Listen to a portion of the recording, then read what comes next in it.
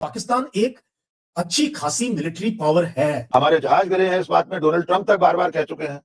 छुपाने की कोशिश क्यों हो रही है? एनएसए अजीत डोभाल कह रहे थे वहां आईआईटी मद्रास में कि हमारा कांच भी नहीं टूटा। एयरक्राफ्ट का ट्रंप ने जिक्र किया है, सीडीएस नहीं माना है। हमारा एक जहाज जिस रास्ते पर गिरा हुआ था, काफी दूर था, वहां से 20-25 किलोमीटर दूर, वो सारी तस्वीरें हमारे पास आ रही थी, लेकिन हम छुपाते रहे। उनको बता दो कि पहाड़ जवानों को खा जाते हैं। कारगिल में हमने अपनी जमीन उल्टी ली है, लोगों को बता दो बार बार भी हमने अपनी ली, किसी की नहीं ली। आसिम मुनीर को फरार होना दिखा रहे थे हमारे गोदी मीडिया के चैनल, 2-3 दिन से फिर वायरल हो रहा है वो वीडियो। शर्म आती है, ये लोग तो काला धब्बा है भारत की पत्रकारिता पर। वी लॉस्ट द नैरेटिव, हमारे ये देशद्रोही है सारे। 4 दिन चली इस लड़ाई को ऑपरेशन सिंदूर के नाम से इतिहास में दर्ज किया गया है। ये लड़ाई किस वक्त शुरू हुई, उसका क्या हासिल था, क्या हमारे टारगेट थे, और अचानक ये लड़ाई क्यों रोकना पड़ी, ऐसे कई सवाल हैं जिनके जवाब पिछले 1 साल से भारत के जनमानस में तैरते रहते हैं। कुछ और ऐसी बातें हैं जिनको लेकर पिछले 1 साल में कई बार अलग अलग तरह के दावे किए गए। जैसे एक दावा यह किया जाता है कि इस जंग में भारत को किसी तरह का कोई जान माल का नुकसान नहीं हुआ।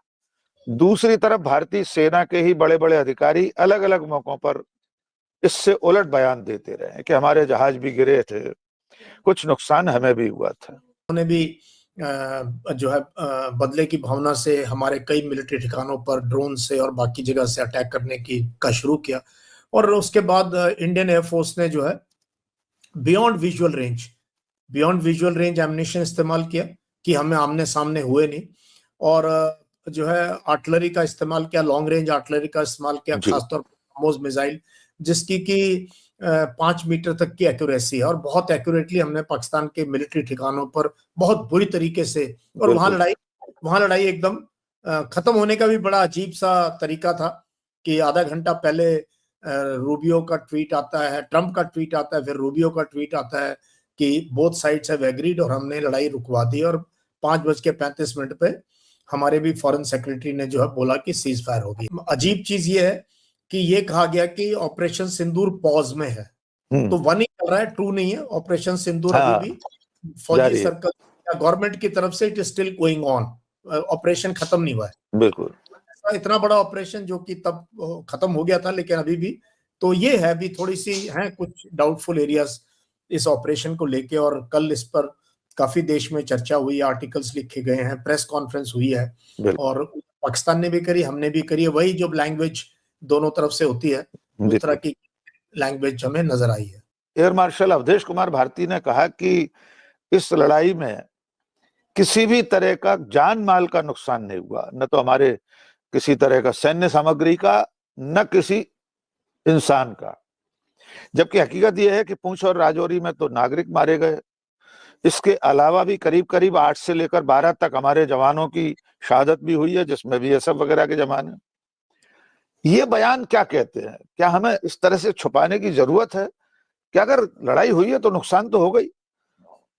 जबकि सीडीएस ने वहां ब्लूमबर्ग के साथ इंटरव्यू में स्वीकार किया हमें नुकसान हुआ था, शुरुआत में हमें नुकसान, हाँ, इनएडवर्टेंटली स्वीकार किया है।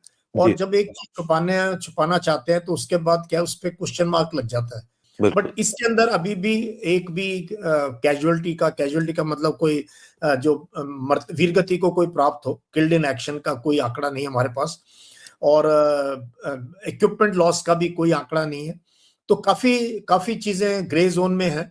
और तो सर कहीं ना सर क्यों छुपाना क्यों चाहते हैं? एनएसए अजीत डोभाल कह रहे थे वहां आईआईटी मद्रास में कि हमारा कांच भी नहीं टूटा। उन्होंने कहा एक ग्लास भी नहीं टूटा। जबकि अगर देखा जाए तो सिविल इंफ्रास्ट्रक्चर का नुकसान हुआ है, हमारे जहाज गिरे हैं, इस बात में डोनाल्ड ट्रंप तक बार बार कह चुके हैं। छुपाने की कोशिश क्यों हो रही है? जम्मू के एरिया में तो पूरी नाइट स्काई के ऊपर ड्रोन्स और एंटी एयरक्राफ्ट सिस्टम्स की वो बिल्कुल दिवाली सी थी। तो ये मुझे इसके पीछे समझ नहीं आ रहा, क्योंकि ऑप्टिक्स में ठीक है, कुछ ऑप्टिक्स भी होने चाहिए, थोड़ा परसेप्शन बैटल भी होता है, इंफॉर्मेशन वॉरफेयर भी होता है, मिस इन्फॉर्मेशन भी होती है। लड़ाई के ये बिल्कुल जायज तरीके हैं दुश्मन को कंफ्यूज करने के लिए, अपनी पॉपुलेशन को कुछ मतलब मोरल अप कर रखने के लिए वो। लेकिन कैजुअलिटीज एक भी कैजुअलिटी नहीं है। ये थोड़ा सा अचंभे की बात है। फिर बीच में कहीं एक बार एयर चीफ किसी के घर में गए और उनको सम्मान करने गए कि जी ये, फिर लोगों ने सवाल पूछे कि फिर इनकी अगर मतलब लड़ाई के अंदर ये शहीद हुए तो फिर कहां पर और कैसे। तो ये थोड़ा सा इसीलिए कहीं ना कहीं नैरेटिव की लड़ाई हम जो है उसमें, अब मुझे रीजन नहीं पता क्या है। इनफैक्ट शुरू में भी अगर आप देखो वो पहला ऑप्टिक्स बहुत अच्छा था, बिल्कुल सर, जिसमें कर्नल सोफिया कुरैशी और विंग कमांडर व्योमिता, दो लेडी ऑफिसर, बीच में फॉरेन सेक्रेटरी सिविल क्लोथ में गवर्नमेंट को रिप्रेजेंट करते हैं, फॉरेन पॉलिसी को, और दो मिलिट्री ऑफिसर्स वो भी महिलाएं, वो भी सिंदूर, बहुत नाम भी अच्छा मिशन का, वो सारा इमोशनल ये वो ठीक था। एयरक्राफ्ट्स का ट्रंप ने जिक्र किया है, सीडीएस नहीं माना है, और वो एक दो जगह और इस तरीके से इनएडवर्टेंटली लोगों ने वो है। बट ये है कि हमारे कोई पायलट उसमें शहीद नहीं हुए, पायलट्स कोई इसमें किल्ड इन एक्शन नहीं है। बिल्कुल। तो ये एक ग्रे जोन में है, बट इंटरनेशनल मीडिया में, इंटरनेशनली जो एविएशन को या ये, क्योंकि हम साउथ एशिया में 71 की लड़ाई के बाद इतना बड़ा एयर वॉर चला है, बिल्कुल, जिसमें 120 से 140 एयरक्राफ्ट दोनों देशों के हवा में थे, बिल्कुल, और नए नए सिस्टम्स के साथ बिल्कुल। तो लाजमी है लोगों ने इसको स्टडी किया विदेश में, बट हमारे देश में इसके ऊपर अभी भी कोई क्लैरिटी है नहीं। तो क्या इसके पीछे रीजन है, मुझे समझ नहीं आ रहा कि क्योंकि अब छुपा लिया, बताना बड़ा मुश्किल, क्योंकि टाइम इतना निकल गया, लोग कहेंगे बिल्कुल सर, आप बताएंगे तो दिक्कत है। अब बताएंगे दिक्कत है। थोड़ा बहुत पार्लियामेंट में डिस्कस हुआ, लेकिन हमारे यहाँ क्या सवाल अगर आप उठाओ तो आपको फिर एक पूरा का पूरा तबका आपके ऊपर हमला बोल देता है कि आप तो एंटी नेशनल है। बिल्कुल सही बात है। तो थोड़े बहुत समझदार लोग भी हैं जो इसमें एक अच्छी बात कर सकते थे, तो इसलिए थोड़ा सा ये कुछ आया नहीं है। और एक साल के बाद भी हमें इतना आइडिया है नहीं कि वो 4 दिन, और यही कुछ गलवान में भी हुआ, अगर आप देखो जी, वहां पर भी एक कमांडिंग ऑफिसर और 19 जवान वीरगति को, शहीद हुए। बट क्या हुआ एग्जैक्टली, क्यों हुआ, कैसे हुआ, वो अभी भी ग्रे जोन में है, कोई उसकी क्लैरिटी हमारे को मिली नहीं। बट तब इमीडिएटली उनके नाम और वो सब हुआ, हाँ, वो आ गए थे। हाँ, वो हमने डिक्लेयर किया एग्जैक्टली जो है उसमें। तो ये अब मुझे इसका रीजन समझ नहीं आता, क्या रीजन है, अब बता देना चाहिए, क्योंकि लॉसेस होते हैं। अभी अमेरिका के लॉसेस अमेरिका छुपा रहा था, लेकिन अब 3-4 दिन पहले सीएनएन ने उनकी बेसिस की वीडियोस, उनकी पूरा कितना नुकसान हुआ सब जारी कर दिया, यहाँ तक कि कितनी कीमत का लॉस हुआ, कितने बिलियन डॉलर अमेरिका के कौन से जहाज कहां पर, कितनी उसके वीडियो के साथ, फोटो के साथ सब आ गया है। और जो हिजबुल्ला जिस प्रकार से टैंकों को और इजरायली टारगेट्स को बर्बाद कर रहा है, कितने टैंक हैं, काफी हद तक हो सकता है 19-20 का फर्क हो, मतलब दुनिया में ट्रांसपेरेंसी बढ़ गई है, और इसकी वैल्यू भी बढ़ती जा रही है कि आप कितने ट्रांसपेरेंट हैं, कितनी आप सही बात रख रहे हैं। और छुपाने वाली बात छुपानी भी चाहिए, ऐसी बात नहीं है कि मैं ये नहीं कह रहा सब कुछ बताना चाहिए देश के हित में सोच के। जैसे ही आधी रात के बाद सूचना मिली, मैं 6:30 बजे जैसे सूरज होगा डल झील से खड़े होकर मैंने पहला वीडियो बना दिया था 6:30 बजे, और उस वक्त वाकई में लड़ाई शुरू ही हुई थी और ऊपर से आवाजें आ रही थी। और जब वहां से हम रवाना हुए तो हमारा एक जहाज जिस रास्ते पर गिरा हुआ था काफी दूर था, वहां से 20-25 किलोमीटर दूर, वो सारी तस्वीरें हमारे पास आ रही थी, लेकिन हम छुपाते रहे। जो पॉलिटिकल लीडरशिप है, जो राजनीतिक इच्छा शक्ति है, वो सीज फायर के ऐलान के साथ ही कहीं ना कहीं कमजोर पड़ी है। डोनाल्ड ट्रंप ने जिस तरह अपनी तरफ से एक तरफा ऐलान किया और हमें उसे मानना पड़ा, और उसके बाद 100 बार डोनाल्ड ट्रंप सीज फायर का श्रेय ले चुके हैं। प्रधानमंत्री ने आज तक उसका खंडन नहीं किया। लीडर ऑफ अपोजिशन ने संसद में कहा कि यहां खड़े होकर कह दीजिए ट्रंप का नाम लेकर सीज फायर उनके कहने से नहीं हुआ। प्रधानमंत्री ने नाम नहीं लिया। लेकिन जब लड़ाई शुरू हो गई उसके बाद भी मुझे इसका कोई वो समझ नहीं आया। प्राइम मिनिस्टर को जाना चाहिए या तो एयरफोर्स हेडक्वार्टर के ऑपरेशंस रूम में या आर्मी हेडक्वार्टर के ऑपरेशंस रूम में, जहां मैप्स लगे हैं, जहां कोई ब्रीफिंग कर रहा है, चाहे वो दिखाने के लिए ही हो। बिल्कुल। तो पूरा का पूरा ये ऐसा लगा कि बस जो है प्राइम मिनिस्टर के आसपास उनकी इमेज, उनकी उसके आसपास ही ये पूरा नैरेटिव बिल्ड होता रहा कि वो कंट्रोल में है, वो ब्रीफ कर रहे हैं, उनको लोग बार बार उनके पास जा रहे हैं। बट कोई अब समझदार इनके पास कोई होता तो बोलता कि नहीं, आप एयरफोर्स हेडक्वार्टर जाइए, चलिए, आप हेडक्वार्टर जाइए। रक्षा मंत्री कह देते हैं हम पाक अधिकृत में कश्मीर ले लेंगे, अमित शाह कहते हैं हम एक न एक दिन पीओके पर कब्जा कर लेंगे, तिरंगा फहराएगा, संसद में खड़े होकर कहते हैं। ये सिर्फ एक पॉलिटिकल गिमिक है, ये बाजीगरी है, या सचमुच में भारत कभी इस तरह का कोई निर्णय लेने की स्थिति में होगा? क्या हम इतनी बड़ी कोई सैन्य कार्रवाई करेंगे और क्या ये संभव है? लेकिन बहुत पहाड़ी और दुर्गम इलाका है। कारगिल में हमने अपनी जमीन उल्टी ली है। लोगों को बता दो बार बार भी, हमने अपनी ली, किसी की नहीं ली, कोई गांव नहीं है पाकिस्तान, अपनी ही जमीन वापस ली, जिसको कि हमारी नजरअंदाजी से पाकिस्तान बैठा हुआ था उसके ऊपर। उसमें हमने 500 से ऊपर सैनिक खोए, 1500 से 2000 जख्मी हुए, 1.5 महीना लगा, और यूएस का प्रेशर, ये प्रेशर वो प्रेशर के बाद जाके जो है सीज फायर हुआ उसमें, एंड हमने क्लेम की विक्ट्री, विजय दिवस 26 जुलाई को। ठीक है, लड़ाई देख लो, मई की 3, 4, 5 तारीख को शुरू हो गई थी कहीं ना कहीं छोटे मोटे, और फिर फुल स्केल वॉर हो गया था। ये मैं बताना चाहता हूं, जिनको बहुत जिंगोइस्टिक है ना, रेटोरिक है, खून चाहिए, ये चाहिए, और पता नहीं कहां से ये एक उन्माद है, उनको बता दूं कि पहाड़ जवानों को खा जाते हैं। Pakistan is not a run of military. ये पता नहीं लोग क्यों नहीं समझते हैं। पाकिस्तान एक अच्छी खासी मिलिट्री पावर है, उनकी एयरफोर्स, उनकी नेवी, उनकी आर्मी। एज अ प्रोफेशनल, मैं पॉलिटिशियन नहीं हूं, मैं रैली नहीं कर रहा हूं वोट लेने के लिए, मैंने कोशिश आपको तो सच बोलना है, सच में भी दबी हुए उसमें कम से कर दे कि भाई it is a military power. जो हमारे रेशियोज है ना, लड़ाई के जो रेशियोज हैं, वो इतने ज्यादा फेवरेबल नहीं है कि हम आउटराइट विक्ट्री अचीव कर लेंगे पहाड़ों में, वो भी पहाड़ों में,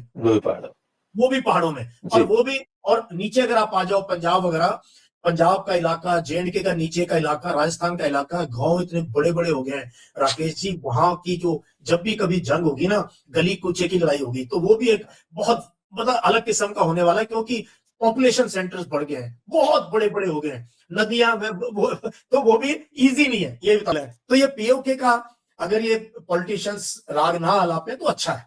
तो जिस देश की इंडस्ट्रियल पावर नहीं है, वो किस बात की लड़ाई की बात करते हैं, क्यों करते हैं बात लड़ाई की? लड़ाई खत्म हुई, हमने पूरी दुनिया में अपने हरकारे भेजे, इतने सारे सांसदों के दल गए, गाना बजाना भी हुआ दुनिया में पता नहीं कहां कहां। हम बताकर आए दुनिया को कि पाकिस्तान गलत है और हम सही है। नतीजा क्या हासिल हुआ उसके बाद? विश्व बिरादरी में हम कहां खड़े हैं? पाकिस्तान इस लड़ाई के बाद संयुक्त राष्ट्र संघ की 2 कमेटियों में पदाधिकारी बन गया। एक तो कमेटी का सदर है, चेयरमैन है, एक में डिप्टी चेयरमैन है। दुनिया के सारे बड़े वित्तीय संस्थानों ने खजाने खोल दिए, अमेरिका ने उसके सिर पर हाथ रख दिया। जिस आसिम मुनीर को फरार होना दिखा रहे थे हमारे गोदी मीडिया के चैनल, 2-3 दिन से फिर वायरल हो रहा है वो वीडियो, शर्म आती है। ये लोग तो काला धब्बा है भारत की पत्रकारिता पर। वो व्हाइट हाउस में हलाल लंच खा रहा है आसिम मुनीर। सर, इस लड़ाई के बाद क्या हम डिप्लोमेसी के मोर्चे पर भी पिछड़ गए हैं? और इसमें सर चीन का पाकिस्तान के साथ रिश्ता भी जोड़ लीजिए। पहली बात तो चाइना वर्ल्ड की दूसरी सबसे बड़ी शक्ति है, वो पाकिस्तान के साथ थी लड़ाई में और आज भी है। अमेरिका जो सब महाशक्ति है प्लेनेट अर्थ पे, वो पूरा का पूरा पाकिस्तान के साथ दिखा है लड़ाई के बाद टोटली। वो तो 1, 2, 3 बार मीटिंग हो चुकी है, और आज पाकिस्तान मीडिएट कर रहा है दुनिया की सबसे जबरदस्त जंग, जो इतिहास बदलने वाली है जंग। ये सेकेंड वर्ल्ड वॉर से कम नहीं है जो ईरान ने काम किया है। बिल्कुल सही बात। इस जंग का मीडिएशन आज हमें पता भी नहीं है बातचीत क्या चल रही है, हमें तो अखबारों से पता चलता है या हमारे जो इधर उधर से खबर आती होगी।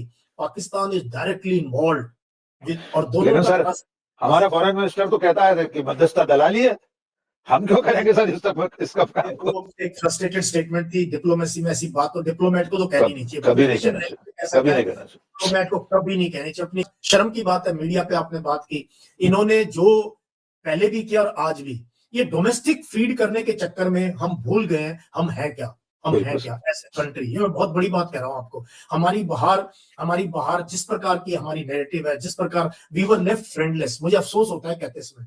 टर्की डायरेक्ट सपोर्ट में आया, अजरबैजान डायरेक्ट सपोर्ट में आया, और ये सऊदी वगैरह म्यूटेड थे, बट वी न्यू की किस तरफ है।